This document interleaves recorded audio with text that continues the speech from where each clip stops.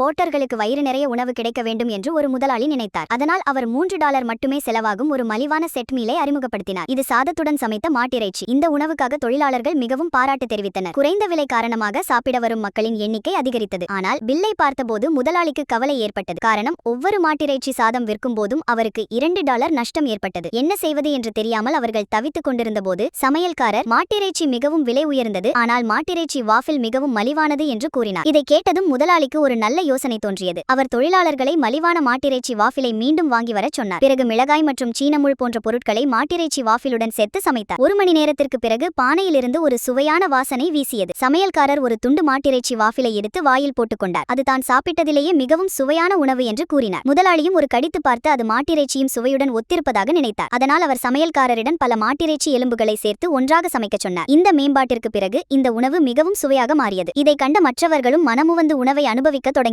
அடுத்த நாள் அவர்கள் சமைத்த மாட்டிறைச்சி வாஃபிலை விற்பனைக்கு எடுத்துச் சென்றனர். அதை சுவைத்த தொழிலாளர்கள் அனைவரும் இந்த உணவு மிகவும் சுவையாக இருப்பதாக கூறினர். இறுதியில் முதலாளி இந்த உணவு மூலம் பெரும் செல்வத்தை சம்பாதித்தார்.